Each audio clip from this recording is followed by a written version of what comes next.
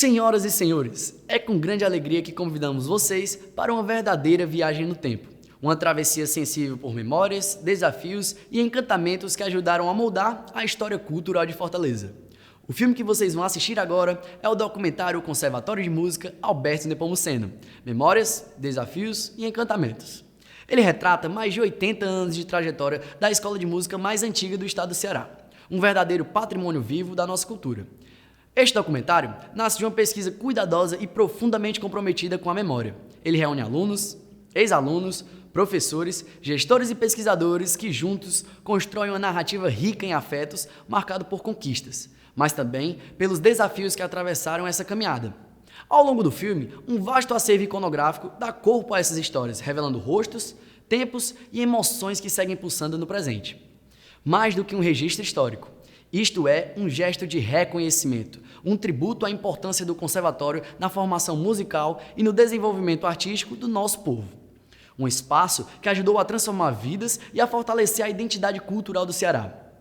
Este filme é um presente da Casa de Vovó Dedé, a cidade de Fortaleza, que neste momento faz seus tão especiais 300 anos de história. E marca ainda um novo capítulo da Casa de Vovó Dedé, a criação da Jandaia Filmes, uma produtora audiovisual de vocação social, que nasce com o propósito de retratar, valorizar e difundir a riqueza da cultura cearense. O documentário é uma realização da Casa de Vovó Dedé e do Ministério da Cultura, com produção da Comunic Filmes, direção de Elton Vilar e curadoria e revisão de Evelter Rocha. Que esta experiência possa tocar cada um de vocês, despertando lembranças, ampliando olhares e reafirmando a potência transformadora da arte e da educação. Fiquem agora com o filme documentário Conservatório de Música Alberto Nepomuceno, Memórias, Desafios e Encantamentos. Uma excelente sessão a todos!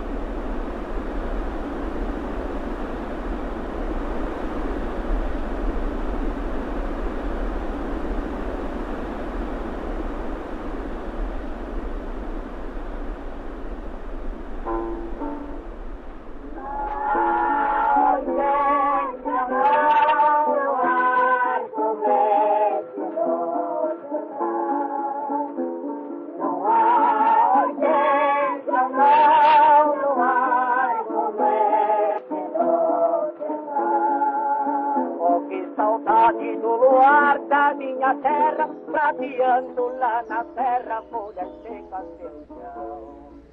Esse luar, cada cidade tão escuro, não tem aquela saudade do luar na vida.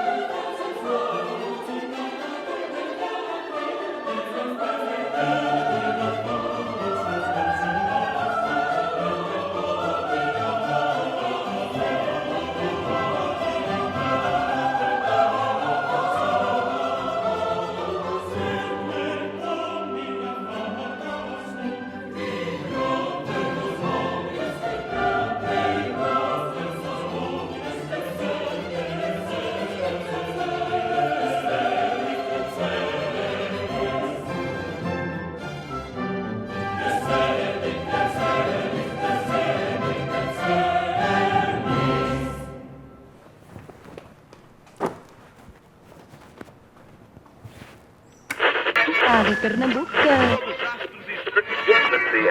Estamos de volta com o programa Horas da Tarde aqui na Ceará Rádio Clube.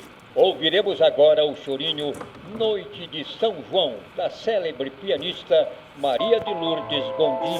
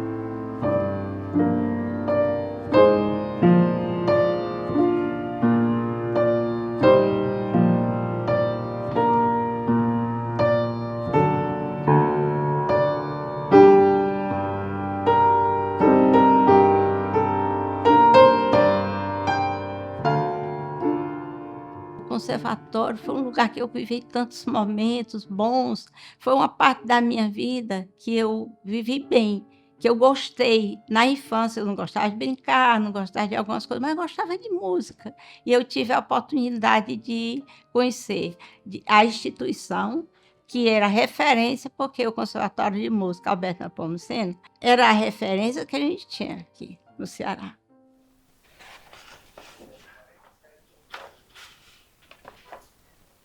Meu primeiro contato com o conservatório foi justamente no ano de 1953. Eu sempre tive a proteção de um tio meu, que foi diretor do conservatório, que é o maestro Orlando Leite.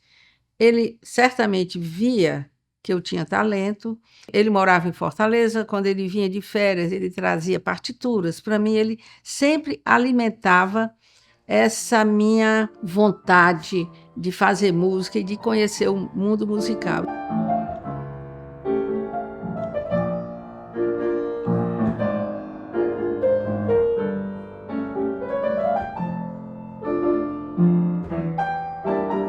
Desde que eu era criança, né, que eu já estudava com a dona Mozarina, o conservatório era tido assim como uma escola excelente.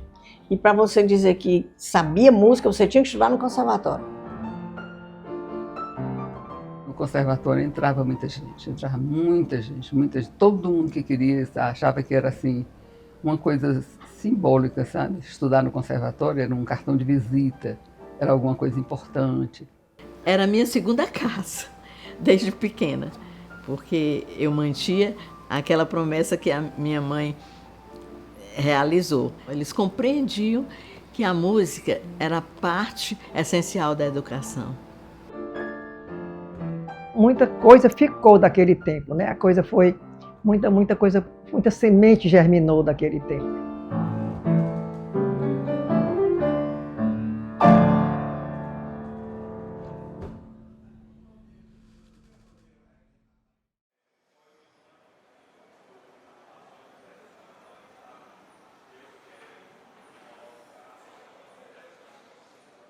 Eu sou professora da UES. Eu queria conhecer sobre a música no Ceará. Meu foco de pesquisa é a história da música no Ceará. Eu venho, trazendo com recortes desde o século XIX. Você tem notícia dos primeiros pianos chegando aqui no Ceará por volta de 1840, né? Em 1850 você já tem crônicas no jornal falando que a sonoridade dos pianos já incomodava. Então, eu me perguntei, na pesquisa, como é que as pessoas aprendiam, enfim. Então, muitos estudavam, dessas famílias endinheiradas, que em geral, eram famílias localizadas mais no sertão, que estudavam na Europa, ou então vinham as preceptoras, Até o século XIX, a sociabilidade, vamos dizer, musical, era restrita aos lares. E na virada do século XX, você já tem as primeiras orquestras, inclusive com Henrique Jorge, né, regendo. Você já tem as professoras de piano se anunciando, né, como professoras a domicílio. Então, propriamente não havia, até os anos assim, 19, 20, você não tinha uma escola, né? Você tinha escolas assim, dos colégios das freiras, essa situação. Então, Fortaleza, nesses anos, era uma cidade que mantinha essa tradição do piano em família. As casas sempre tinham um piano. Os colégios também tinham suas salinhas com piano. Me lembra que eu fui estudar no Colégio da Imaculada Conceição e eu via, né, tinha uma irmã, acho que era a irmã Apolline, que era professora de piano, e havia vários pianos lá que as alunas, principalmente as internas, estudavam com a freira. O piano era o banquinho e violão da época, então o piano estava nos cafés, estava nos salões, nesse início de sociabilidade que deixa de ser, né, caseira no século XIX e vira uma sociabilidade de cidade, assim, né, antenada com as ideias de progresso, né, cinema, tecnologia, essas novas, o automóvel. Onde é que os músicos atuavam? Não? Então atuava na cena no cinema, né, no cinema mudo. Você tinha as irmãs Teodorico, né, que eram as irmãs negras que tocavam no cinema para imagem, né? Você tinha a Dona Maria de Lourdes Gondim, já tocando no Majestic. Então você tem uma série de né, mulheres nativas, né, na música.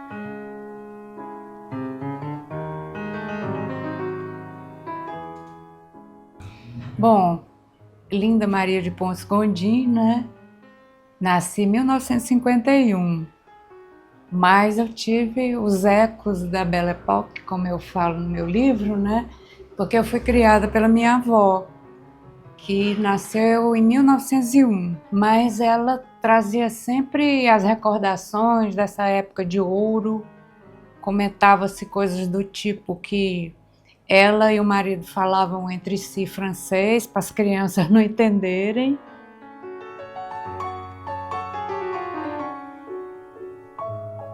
A Dona Maria de Lourdes Gondim, que foi uma grande professora e que foi uma figura inovadora, não só no ensino, mas também na presença dela no rádio, como pianista, e a certa altura ela levou 3 filhas que tinham vozes muito lindas e que cantavam na rádio Ceará Rádio Clube, que eram chamadas as 3 Marias. Basta o castigo que vens dando,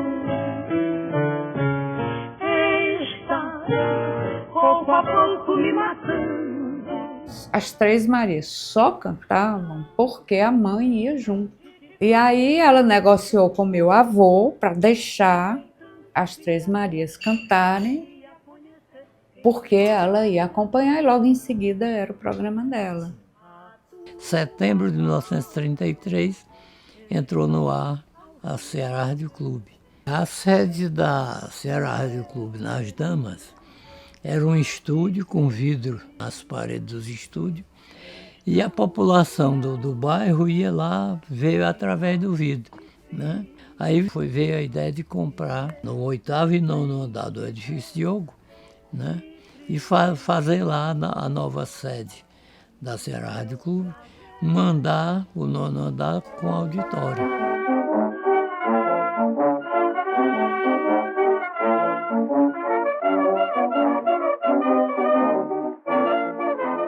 Então, Dona Maria de Lourdes, compositora, ultrapassou esse lado assim do campo da música erudita e atingiu o rádio, o que se tornou assim um fenômeno para a época. Uma mulher de classe média, mulher, fazer parte assim da programação da Ceará Rádio Clube. Over the rainbow, way up high, there's a land that I heard. Havia uma penetração internacional.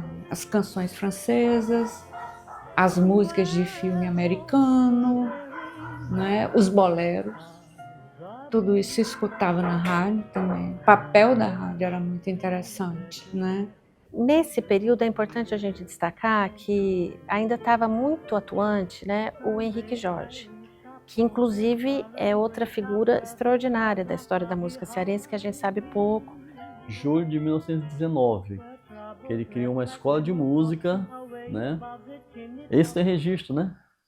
Que posteriormente, em 38, com aquelas figuras que também tem registro, transforma e vira, que é essa casa, Conservatório de Música Alberto Nepomuceno, mas aí já é 38, né? Ele fundou aqui a orquestra, uma orquestra sinfônica, né? Existia a Sociedade Musical Henrique Jorge, que era uma homenagem a ele, mas da qual ele fazia parte, né? Então os principais músicos daqui de Fortaleza se reuniam sob a égide da sociedade, né? Não havia uma separação aqui em Fortaleza entre a música erudita e a música popular.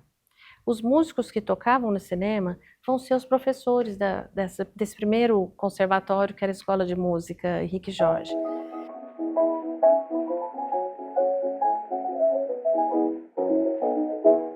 Eu venho falar-vos com toda a pureza, às vezes me encontro tão bom de tal veia, que ao ver passando qualquer lambisgoia, eu acho bonita o diabo da ceia.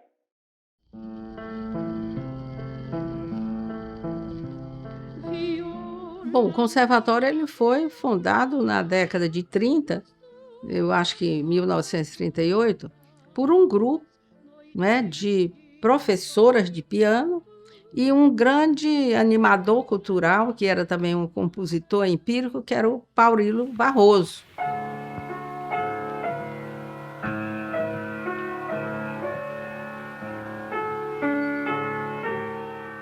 Ele era assim uma espécie de articulador cultural. Eu diria que ele é multidisciplinar, o Paurilo. Essa é a faceta mais interessante dele. Porque o Paurilo foi um grande incentivador da arte, não só da música, mas teatro e tudo.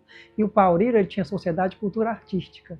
A sociedade é fundada em 27 de novembro de 35, inclusive eu tenho um documento, né? Dentre esse papel a gente vê como o Paurilo ele era a cabeça, porque ele tem o cargo de diretor técnico. Ele tinha a responsabilidade de decidir praticamente sozinho, né? Sobre quem viria, os concertos que teriam, o que seria feito, para onde deveriam ir os recursos e tal. Os outros eram sócios assim, né? O presidente, o secretário, parará. Mas quem decidia era o próprio Paurilo. Nós tínhamos a presença do Paurilo Barroso, que criou uma sociedade de concertos para atrair o pessoal de classe média alta, o pessoal de poder aquisitivo melhor, para ir aos concertos. Uma atividade intensa, né? Um orçamento intenso voltado para a produção desses concertos.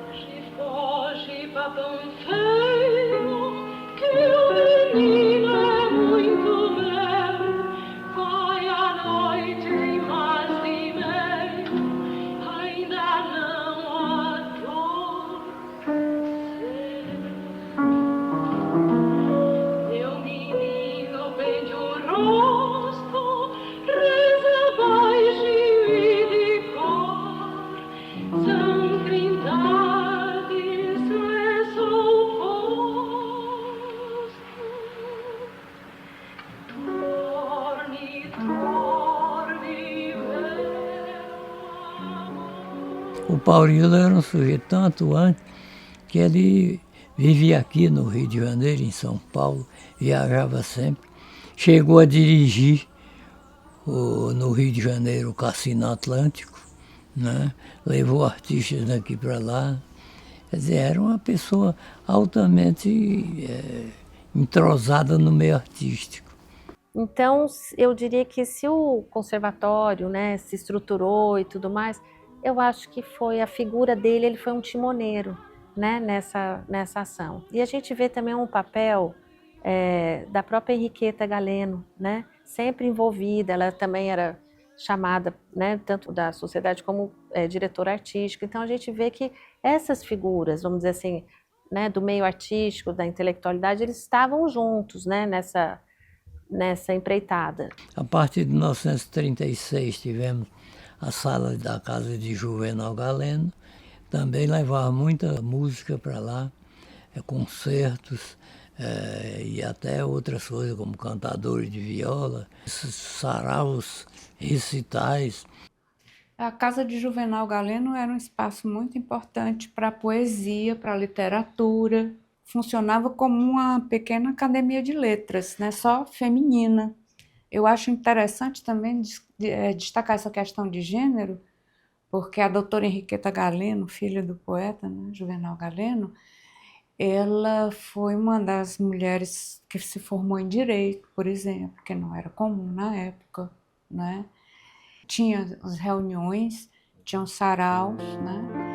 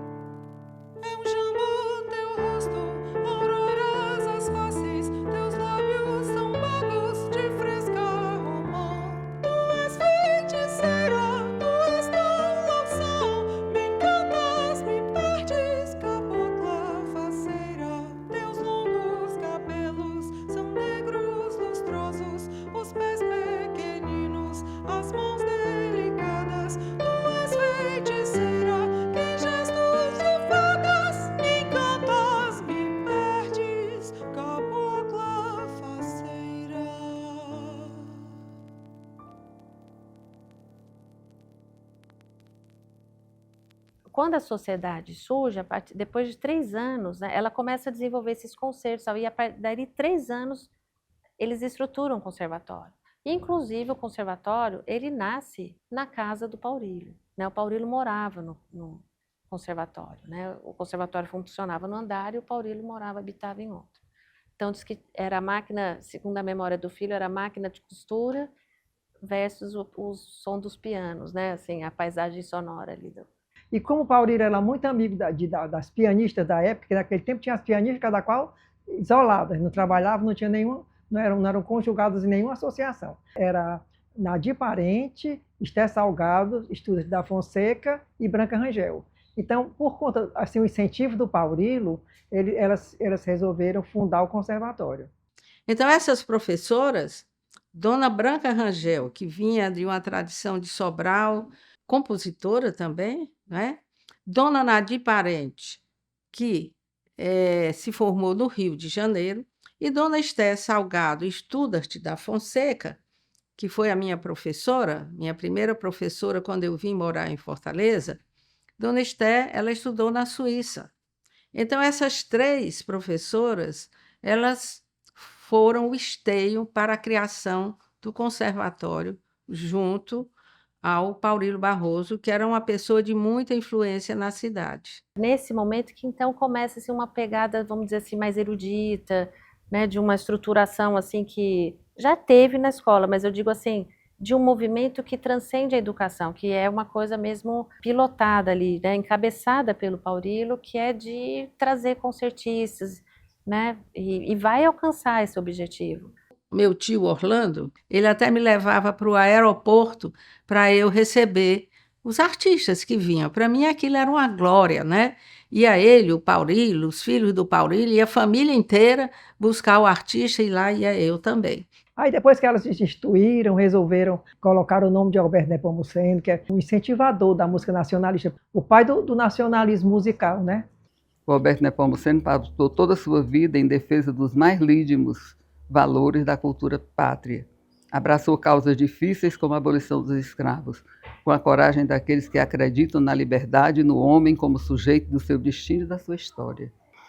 Quando, a pedido do Barão de Studas, escreveu a música do Hino do Ceará, compôs a melodia em escalas modais.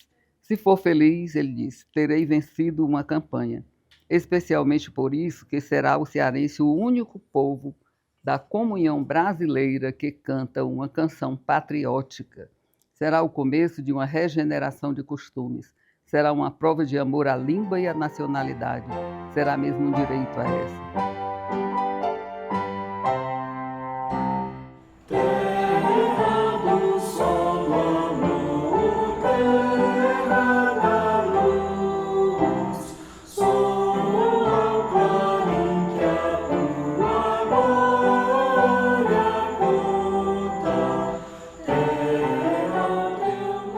O instrumento principal era o piano, né? Então, o acesso ao instrumento era muito difícil. Se hoje é difícil, né? Tu imagina nos anos 40, 50. Então, assim, tinha isso sim, porque quem tinha os pianos eram as professoras. No início, eu tinha aula na casa da professora. E a gente só ia na sede do conservatório para fazer os exames. Era exame no meio do ano e exame no fim do ano.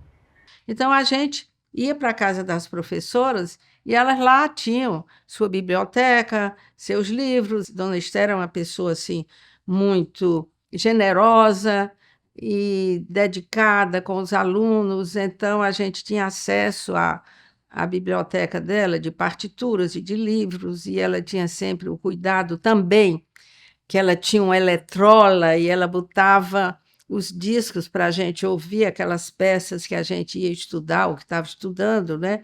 Ela era muito preocupada com a boa técnica, com a boa interpretação. A minha primeira professora foi a Dona Ednia Almeida, eu estudava na casa dela. Eu cheguei lá no conservatório pela mão da professora. Eu ia a pé. Eu não precisava. Naquela época, a gente tinha pouco transporte, né? Assim, eu achava tão perto, eu achava tão bom que eu ia.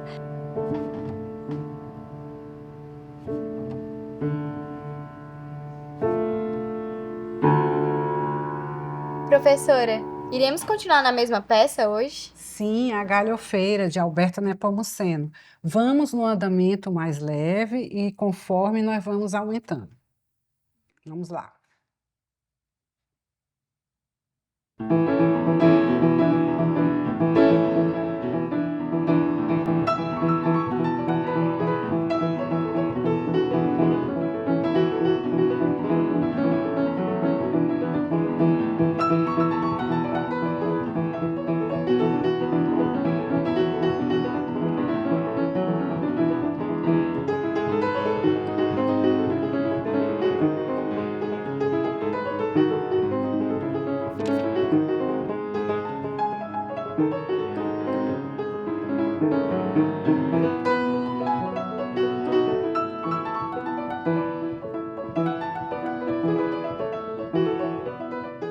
Quando eu cheguei no conservatório, era numas salas grandes, no centro da cidade. Quando eu cheguei, estava o que eu vi? Eu vi o maestro, Orlando Leite, as professoras, porque era uma bancada para exame, né? E eu, pequenininha, lá me encolhi no canto e fiquei assistindo.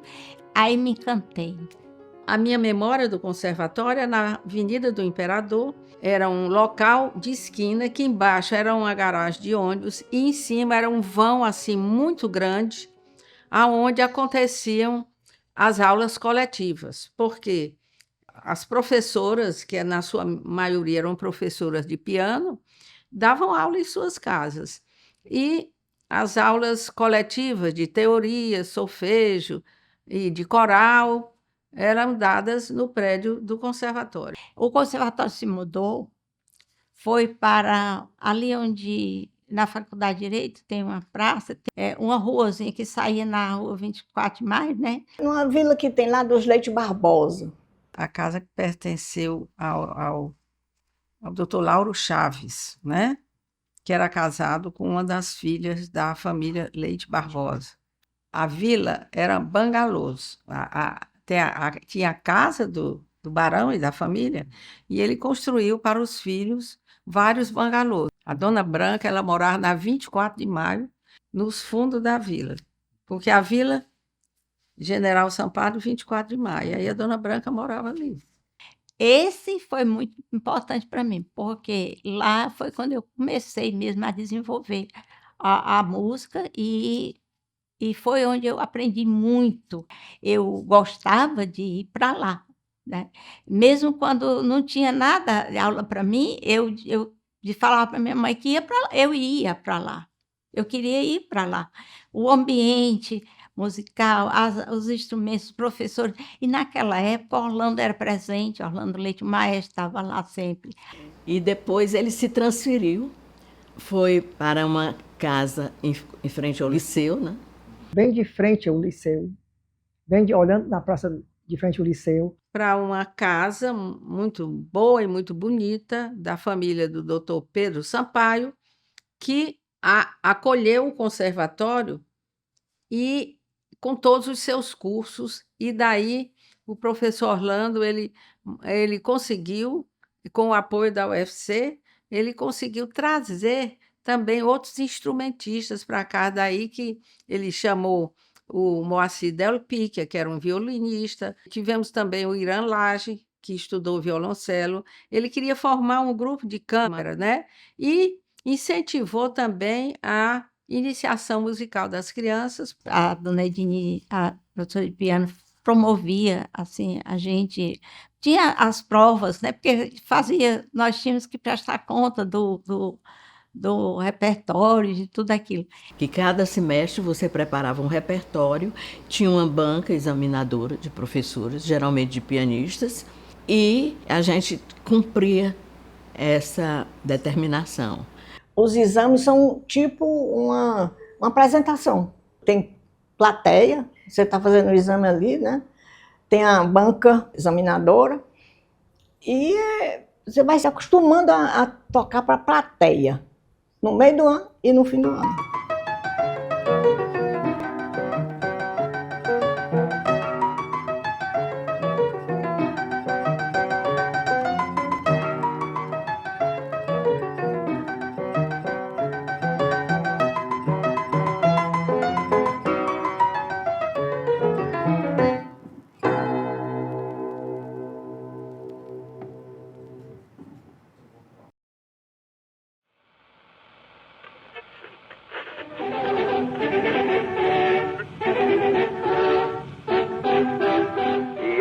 Atenção, ouvintes. Testemunhamos uma era de grandes transformações e progresso indelével. No coração do Nordeste, o anseio do Ceará intelectual concretiza-se com a instalação da Universidade do Ceará sob a batuta visionária do reitor Antônio Martins Filho. Como universidade, nós teríamos de cultivar o saber, mas como Universidade do Ceará, nós teríamos de atender ao meio. E assim, nós teríamos de chegar ao universal pelo regional. Por ocasião da criação da Universidade Federal do Ceará, por conta dessa visão muito ampla do reitor Martins Filho e de uma aproximação que ele fez com o maestro Orlando Leite, ele pleiteou a transferência do conservatório para integrar os departamentos da Universidade Federal do Ceará. E o Martins Filho foi um grande incentivador. E aí ele quis conjugar, convergir tudo para o Benfica, né? Que toda a vida o pensamento dele era fazer um polo musical, um polo, tudo em torno da UFC, né? Aquilo ali foi o áureo tempo da UFC, para mim foi no tempo, porque era muita coisa, muito evento cultural, artístico. Eu acho que o reitor Martins Filho, no caso, meu avô, tinha uma visão muito interessante das artes. E eu acho que isso, para mim, faz uma mudança enquanto personalidade pública ele. Porque se você for ver, todos esses equipamentos que a universidade tem de forte, a rádio, o MAC, o Museu de Arte Contemporânea, no caso, o próprio Concha Acústica, na época, o Madrigal, foram desejos do vovô, sabe? Foram desejos do Martins Filho, que achava que era importante as artes para a formação da pessoa. O Brasil volta seus olhos para o Planalto Central. É a marcha para o Oeste. Ergue-se Brasília, a cidade esperança, superando desertos e desafios. Tudo em Brasília cresce vertiginosamente num ritmo verdadeiramente acelerado. A cidade tem necessidade de integrar-se gradativamente à condição de metrópole viva e atuante. E para isso, a providência mais imediata é a construção de núcleos residenciais, obras de instituições previdenciárias e particulares. À frente desse destino manifesto, o presidente Juscelino Kubitschek consolida a democracia e o desenvolvimento, prometendo 50 anos em 5. O senhor Juscelino Kubitschek presta o juramento de manter, defender e cumprir a Constituição da República. Em pleno centro de Fortaleza, a formosa capital do estado do Ceará, ergue-se monumental edifício na Praça do Ferreira. Centenas de convidados especiais estiveram presentes na inauguração do mais moderno e luxuoso cinema do norte do país.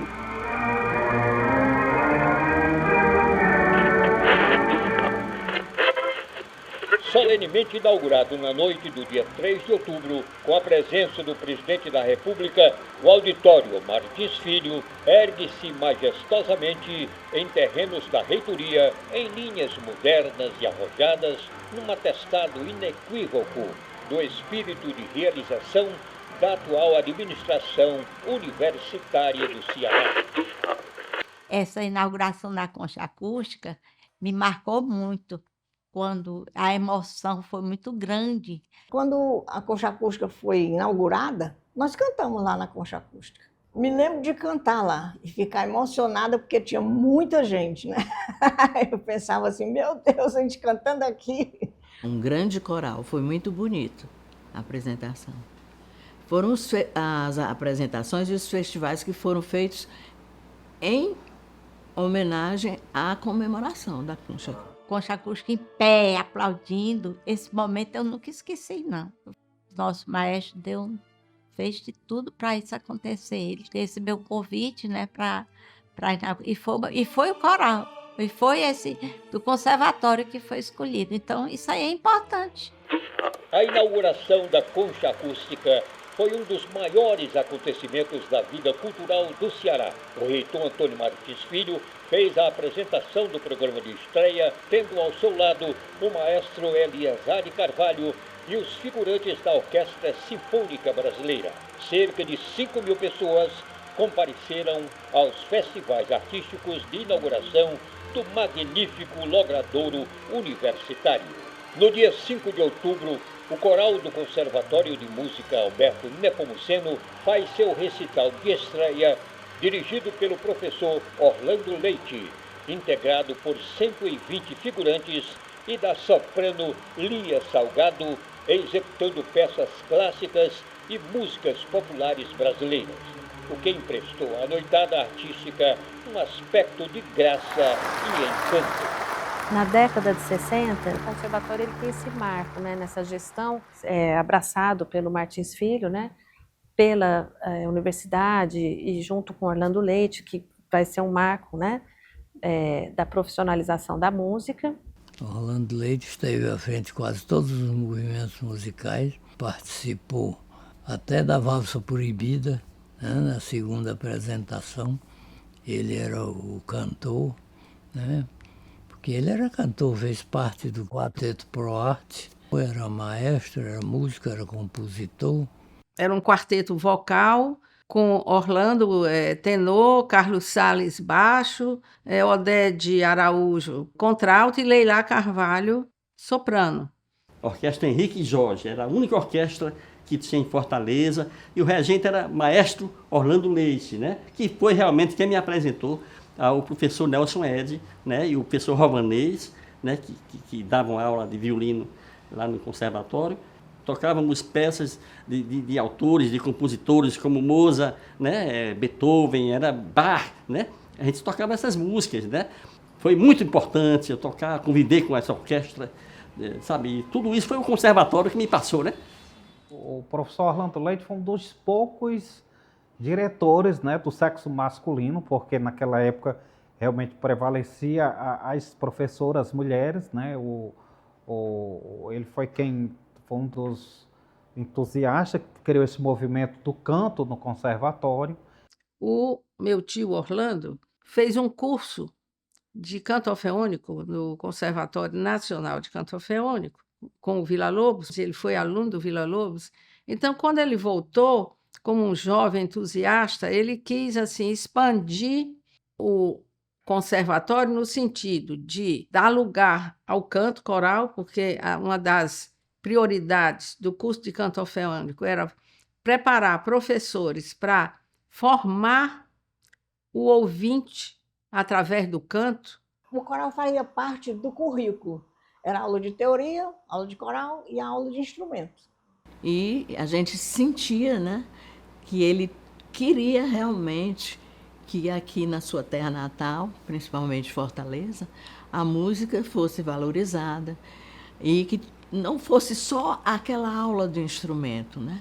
Então, o maestro Orlando Leite, que também tocava violino, era muito entrosado com a orquestra de Henrique Jorge, ele fez essa ponte para expandir o conservatório no sentido de que a parte teórica fosse incluída para poder enriquecer a aprendizagem do instrumento. Aulas de harmonia, aulas de contraponto, aulas de história da música, aulas de história da música no Ceará, com a professora Dalva Estela. Nós tínhamos também, às vezes, convênios com professores que vinham de fora, que vinham, davam cursos, faziam aquelas oficinas. E o canto coral como um elemento assim, importantíssimo na formação do músico, porque o nosso principal instrumento é a voz. Ele realmente foi um propulsor da música dentro do conservatório. E uma pessoa muito simples, simpático, sabe assim, ele era maravilhoso. O Orlando Leite, o trabalho dele foi muito importante. Quando eu fiz uma prova, que eu trabalhei muito essa prova, porque eu me preparei 1 ano, foi a última prova que eu fiz, e eu queria mesmo fazer. Eu nunca pensei em ser uma pianista, assim, nunca pensei, o piano não estava, mas eu me dediquei à prova, né? E minha professora convidou o Orlando para fazer. Tanto que só ele ali naquela sala, para mim, era tudo, né? Porque eu comecei o conservatório com a presença dele, o maestro. Então, isso para mim era importante. Eu olhava para ele e me emocionava. Pra você ter uma ideia de quanto eu amo a arte, quanto eu acho importante. Quando eu toquei, quando eu terminei minha prova e tudo, que ele se levantou, ele chegou para mim, aí ele falou que eu era uma grande pianista, uma grande artista e tinha muito talento.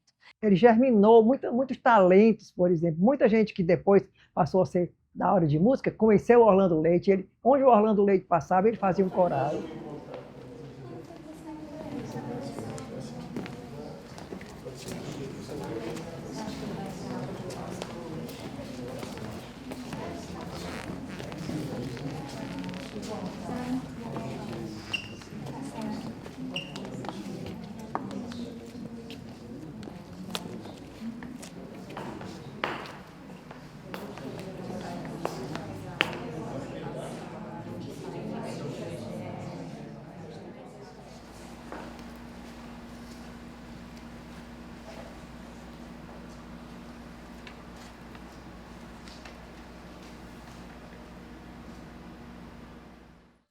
Onde o bonde passa, a moça não pode engordar. Não trabalha, não faz nada, leva a vida e namora. Se o bonde passa, estão na janela. Se o bonde volta e dá estão elas, namoram todos, é um horror. Os passageiros e o condutor. Se o bonde passa, estão na janela. Se o bonde volta e dá estão elas, namoram todos, é um horror. Os passageiros e o condutor. Conheço umas que moram aonde o bonde não passa, que dizem fazendo troça, esta rua é uma desgraça. Se o bonde passa, estão na janela. Se o bonde volta e já estão elas, namoram todos, é um horror. Os passageiros e o condutor. Se o bonde estão na janela, se o bonde volta, vida estão elas, namoram todos, é um horror. Os passageiros e o ponto. O conservatório ganha outras qualidades, eu diria, né? Que seria assim, estrutura o canto coral assim a nível nacional, né? Assim, de ter um madrigal excelente, que vai viajar, que vai ter projeção, né? Primeiro eu cantava no coral, no grande coral, que era um coral que o Orlando tinha, o grande coral. Depois do grande coral você passava para o coral de câmara, e depois do coral de câmara você passava para o madrigal. O madrigal, que foi criado no conservatório, mas, como era reitor Martins Filho, ele adquiriu o título de madrigal da UFC. Que o madrigal realmente é um grupo, é um termo que vem para grupos da Renascença, são grupos corais com cerca de 16 pessoas, grupos pequenos. O madrigal ensaiava no conservatório, o Orlando era o regente, todo mundo do madrigal ou era aluno do conservatório ou era professor, tinha aluno, tinha desse tempo do madrigal, todos os eventos, solenidades, era o Lá se vai o Orlando Leite, porque o madrigal só existiu com o Orlando Leite.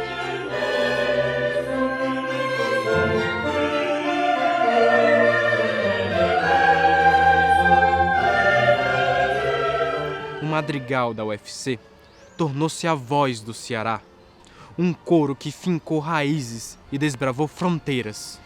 Então, era um madrigal que cantava peças mais complexas, cantava compositores mais eruditos, cantava Bach, cantava Beethoven, cantava Villa-Lobos e tal. E nós expandimos a atividade musical através do madrigal para fora do estado. Fomos a concursos no Rio Grande do Norte, em Pernambuco, demos um concerto na Rádio Nacional do Rio de Janeiro.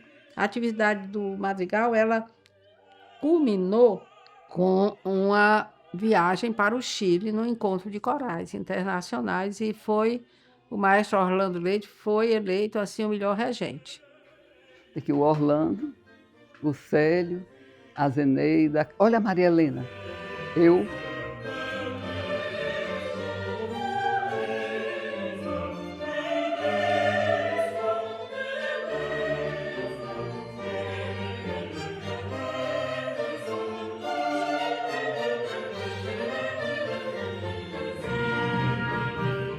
Então, isso daí foi assim um momento muito bonito na cultura musical brasileira.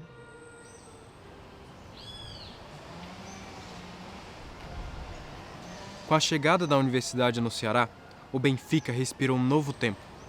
Foi nesse cenário que o reitor Martins Filho, homem de visão e de sensibilidade, entregou ao conservatório um espaço para chamar de casa. Um gesto de reconhecimento à música como parte essencial da vida e da formação de uma sociedade.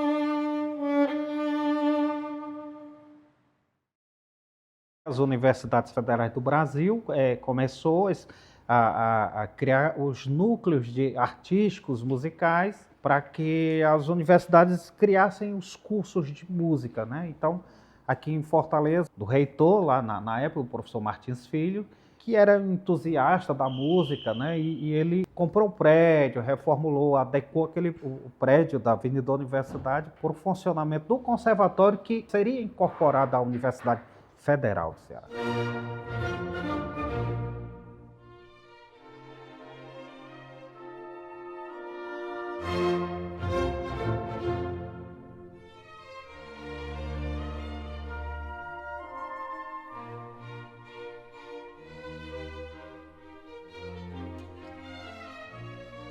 Ele, quando trouxe o conservatório para juntar à universidade, ele de fato queria que essa escola, né, ela fosse uma formadora para o curso superior.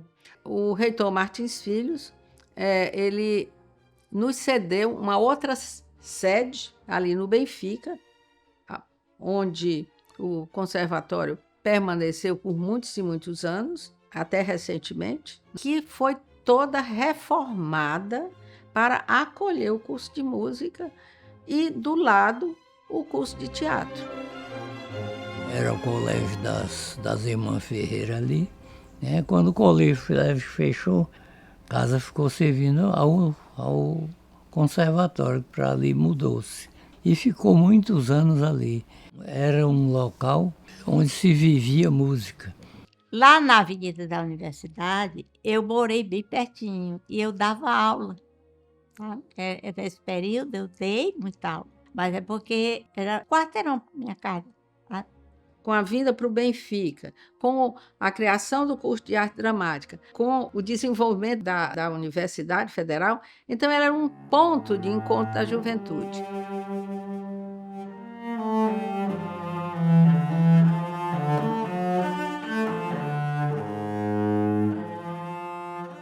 O prédio tornou-se refúgio e encontro, ecoando a delicadeza firme de professoras, pois foram as mulheres, das fundadoras às que vieram depois, a coluna silenciosa que sustentou essa história, guardando a chama acesa. O Conservatório do Benfica não foi apenas sede, foi lá, foi chão fértil, onde então a paixão pela arte cresceu e se espalhou.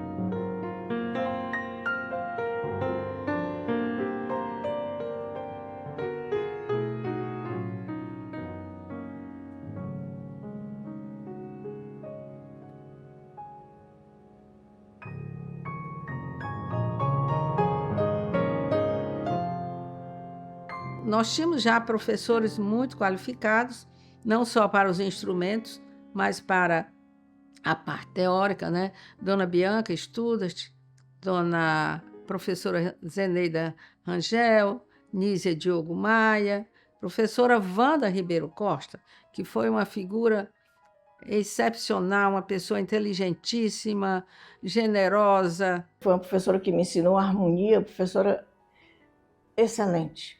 Depois eu fui ser professora de harmonia, que eu aprendi com ela. Que é a dona Wanda, a Leila, a Anastácia, tem até outra, a Babi, a Imelda, a Eunice. Quando eu ia para o doutorado, em 1993, que a dona Wanda fez uma reunião na casa dela para mim. O Orlando era o idealista, sonhador, e ele ficava sonhando e dizendo para lá que ia fazer isso, que ia fazer aquilo. Então, cada um tem uma característica, né? Tinha a Afonsina. Essa professora, Afonsina Feitinelli, que foi tudo na minha vida. Ela realmente foi a referência do que eu sou hoje. Ela tocava vários instrumentos, ela ensinava teoria musical, ela ensinava harmonia, análise musical, então tudo ela era, eu achava assim o máximo, né? Eu era de conhecimento, eu queria saber tudo que ela sabia. E houve uma, vamos dizer assim, uma afinidade. Tinha a Dalva Estela. Dalva Estela foi uma grande pessoa. A Dalva Estela passou a vida inteira no conservatório. Ela cantava, ela tocava, ela regia. Era muito boa a Dalva Estela. Professora Maria Helena Barreto. Para mim, o maior referencial de professora da escola que passou um marco dentro do conservatório, a dona Maria Helena Barreto, que é uma pessoa muito conhecida, né? Dona Maria Helena era uma cultura invulgar, uma pessoa de uma simplicidade incrível, a professora Maria Helena, ela passava a noite acordada pesquisando, estudando, e ela praticava, porque ela passava para nós os conhecimentos.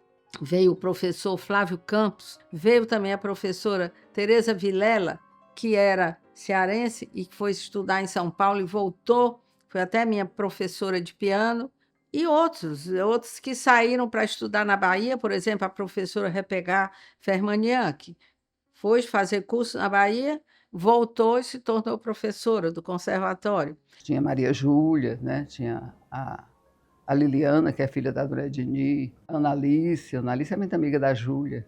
Você vê como a coisa vai se disseminando, né? Vai espalhando.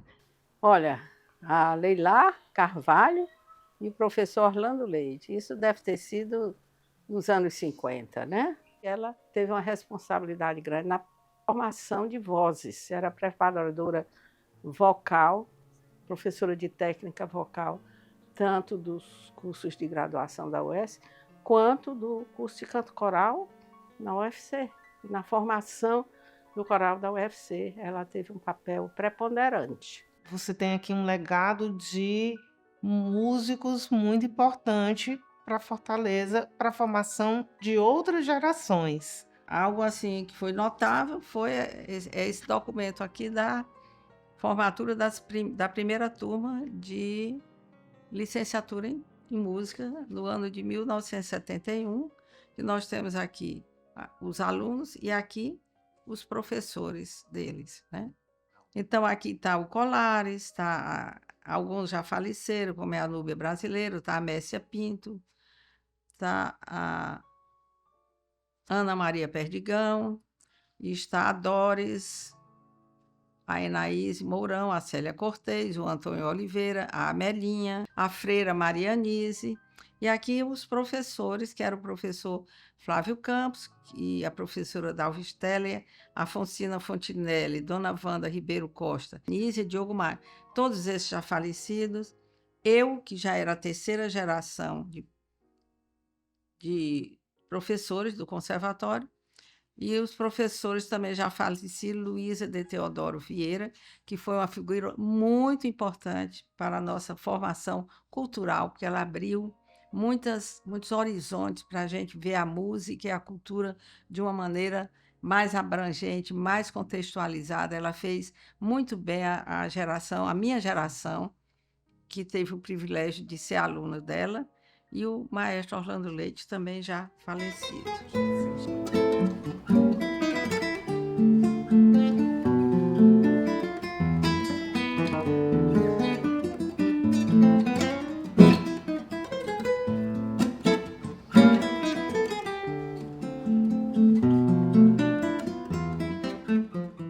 O outro instrumento que hoje eu diria é meio a cara do conservatório é o violão, né? Que veio com o professor Zé Mário e se institucionalizou como instrumento, como cadeira, que foi onde foi feita toda a história do violão na academia. Foi partindo exatamente do professor Zé Mário dentro do conservatório a partir dos anos 60. É importante reconhecer, né, assim, o trabalho do violão no Conservatório Alberto Nepomuceno, na pessoa do José Mário de Araújo, né, que para a minha formação de músico isso foi muito importante, né, porque a gente estudava os períodos da música, todo um repertório, desde o período renascentista, né, da música europeia, mas também da música brasileira, dos compositores de música brasileira para violão, choro. O professor José Mário, ele era professor de violão, e ele foi convidado pelo maestro Orlando Leite para criar um núcleo de violão. É tanto que o Marcos Maia, nosso professor doutor da UES hoje, iniciou os estudos com o Zé Mário.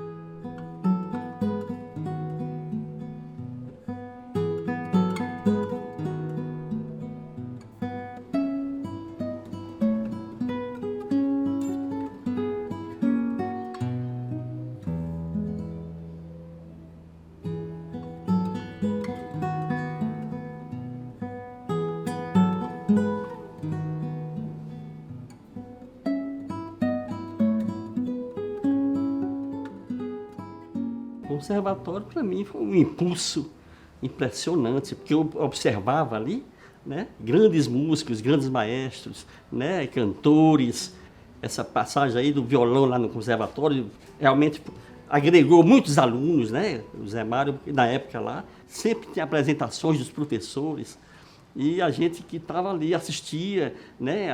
E tinha conferências também, né? Exatamente em 1978, o professor José Mário de Araújo, né? Ele mais 5 alunos dele, nós fomos para os lendários Seminários Internacionais de Violão de Porto Alegre. Nós fomos ao 10º e ao 11º seminário, né? Em 78 e 79, respectivamente. Nós ficamos... Os seminários duravam o mês de julho inteiro lá em Porto Alegre, com professores, né, do Brasil e de vários países do mundo. E isso, assim, foi uma coisa que a gente sempre lembra, foi muito importante, abriu assim a mente da gente para o mundo violonístico, para a música. Tudo graças ao professor José Mário, né?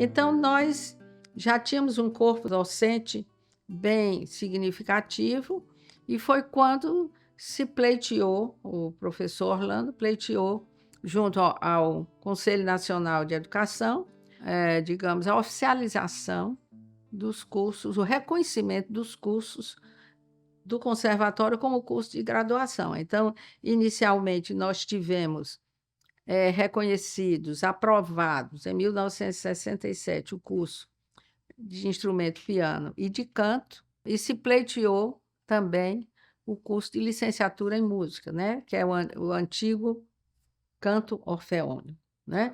Por conta disso, nós já tínhamos condição realmente de ser parte integrante da Universidade Federal do Ceará.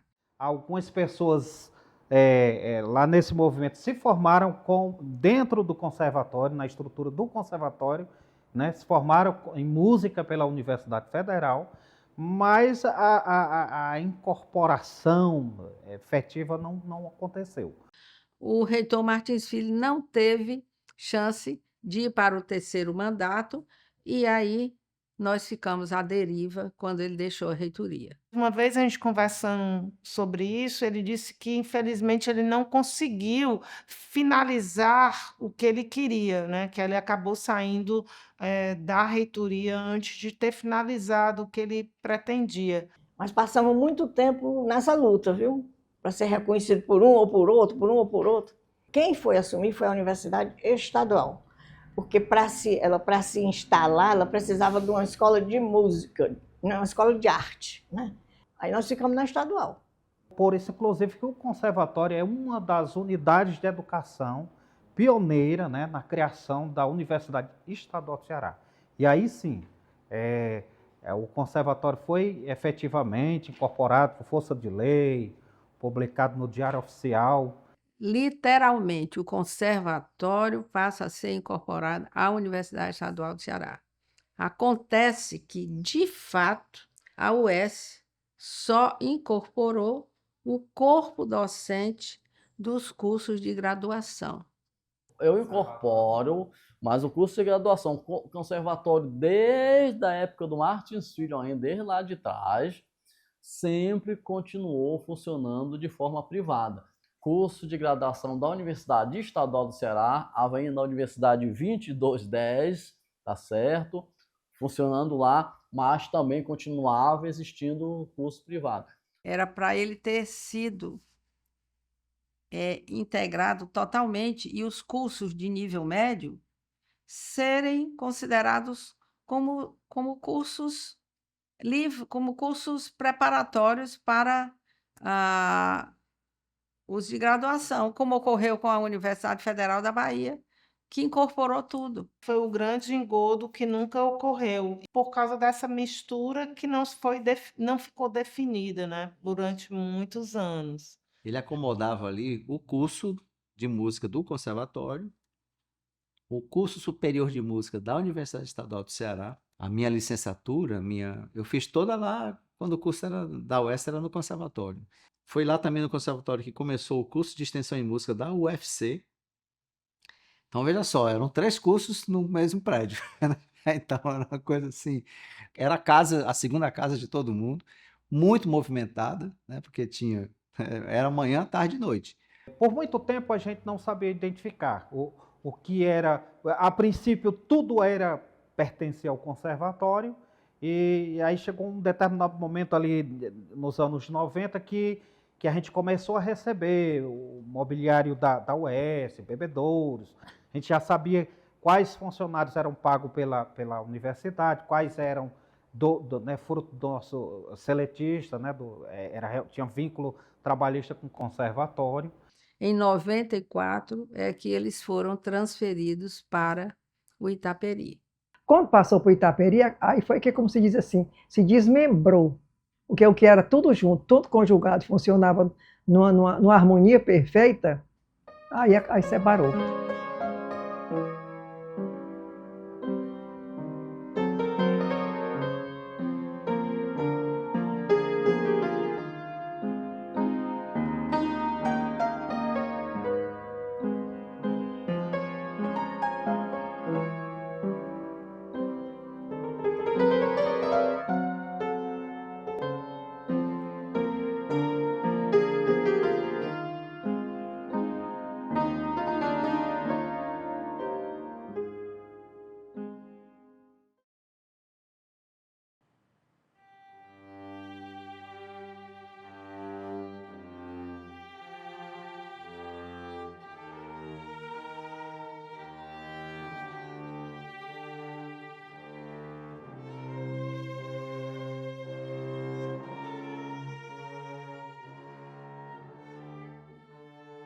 Nossos espaços contam quem somos, de onde viemos, as lutas que travamos e os sonhos que construímos.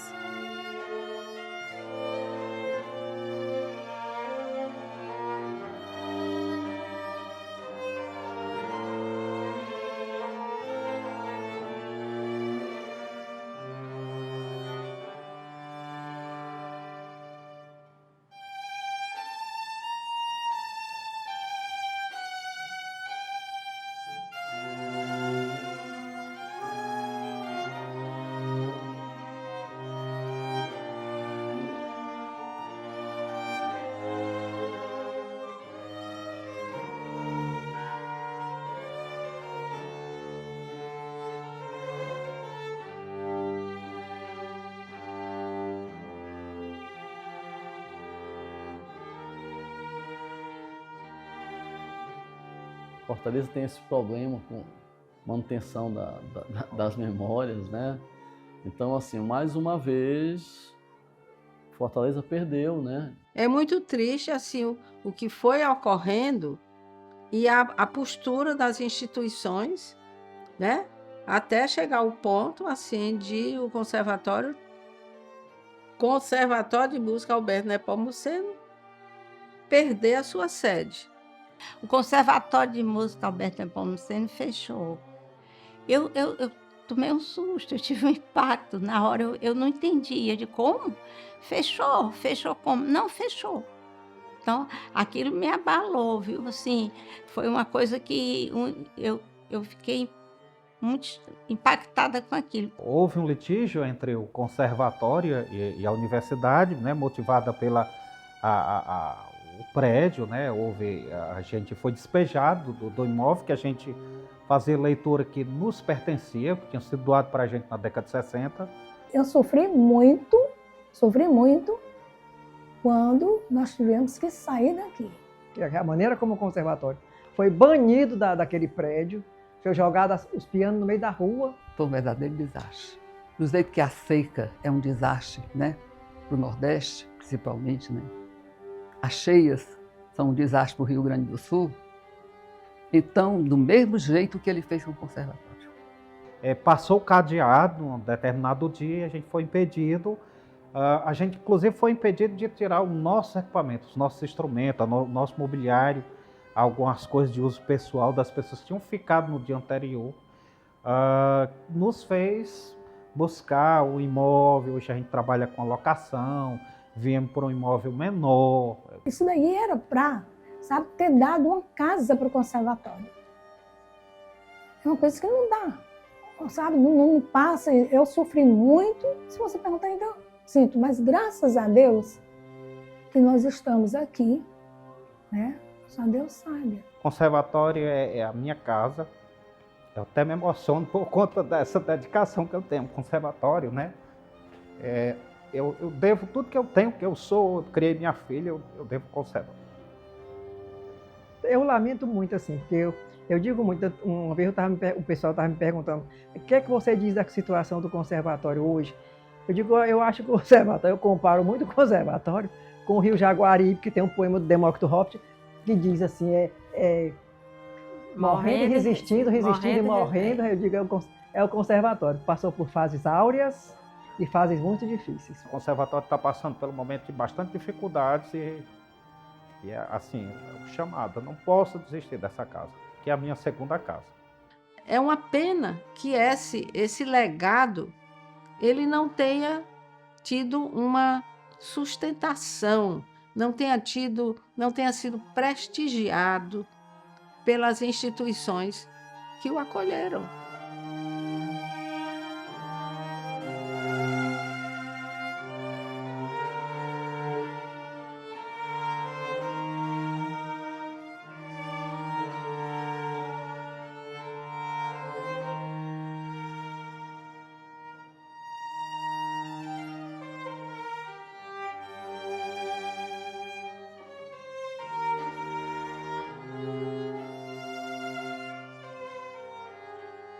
Este prédio, por tantos anos, foi o coração da música cearense. Atualmente, no lugar dos sons ficaram as memórias, testemunhas silenciosas de um legado que insiste em permanecer. O que será da identidade do nosso povo quando já não restarem mais lugares em que nossa memória possa se enraizar? A cidade precisa do conservatório. Precisa, né? Porque a nossa cidade... Não sei por que nós cearenses somos assim meio áridos, sabe?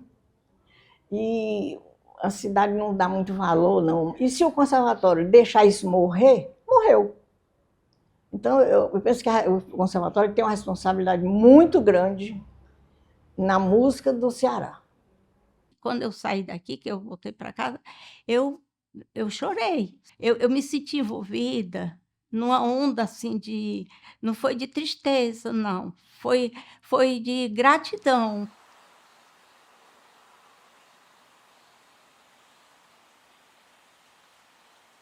Um dia um cisne morrerá, por certo. Quando chegar esse momento incerto, no lago talvez a água se tisne, e que o outro cisne cheio de saudade nunca mais cante, nem sozinho nade, nem nade nunca ao lado de outro cisne.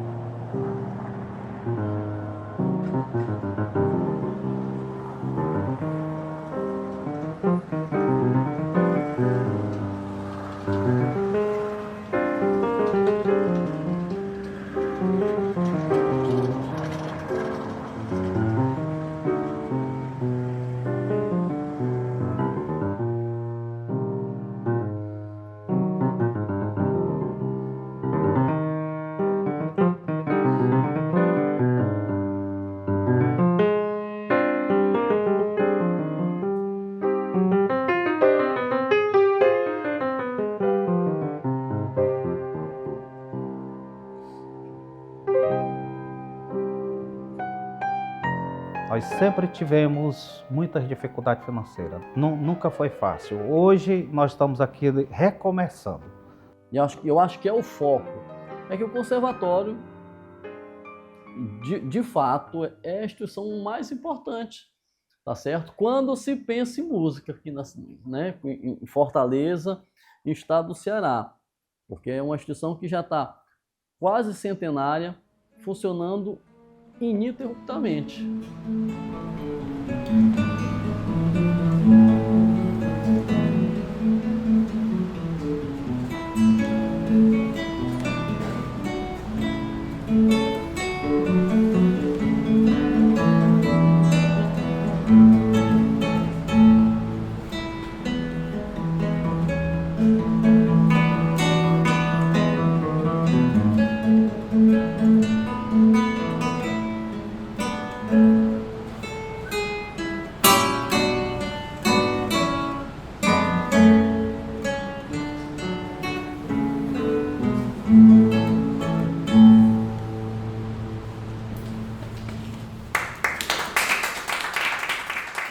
É um legado social mesmo, é um legado da educação musical no Estado. Foi uma vivência, uma experiência que me deu muita base para me tornar, né, músico, né? Eu me tornei também um professor, né? Aprendi muito com o meu professor José Magno, como ensinar, né? Aprender a ensinar, né? Ensinar a aprender. Se hoje nós temos curso de música da Universidade Estadual, ou próprio curso de música da UFC, ou outros que surgiram, perpassa essa herança que é tipo de pai para filho, de avô, que é o conservatório. No final das contas, a gente vai passando e fazendo esse caminho, né? Então, para o Ceará, ou para Fortaleza especificamente, o conservatório foi e ainda é fundamental, mas principalmente estou falando de um legado histórico, né, de um tempo anterior, é fundamental para todo o desenvolvimento dessas instituições. Se nascer novas sementes, novas plantações, uma nova estação, novas plantas, novas flores. Eu queria homenagear esse pessoal, porque eles merecem, eles plantaram quantas sementes? E essas sementes, onde é que estão multiplicando e frutificando aí? Eu me considero uma semente. E eu devo ter sido uma terra boa, porque a semente frutificou, eu fiquei com aquilo. No dia que eu tive uma oportunidade, eu fiz.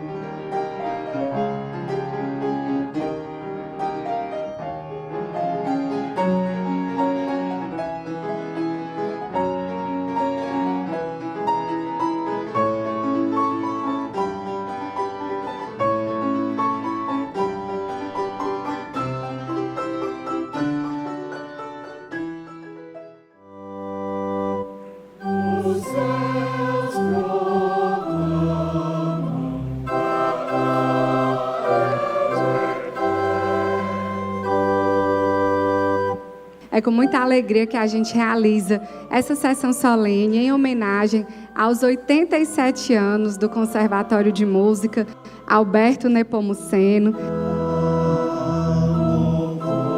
Ele é mais do que um equipamento, do que uma instituição, né? Ele é um patrimônio do Estado do Ceará, inclusive reconhecido, né, como um equipamento de utilidade pública, de relevada e destacada significância cultural para o nosso Estado, que precisa, de fato, ser apoiado, né? E, por isso, nós resolvemos fazer essa solenidade e homenagear, né, em nome do Conservatório, aqueles e aquelas que fazem parte da instituição, né? Professores, diretores, alunos, colaboradores.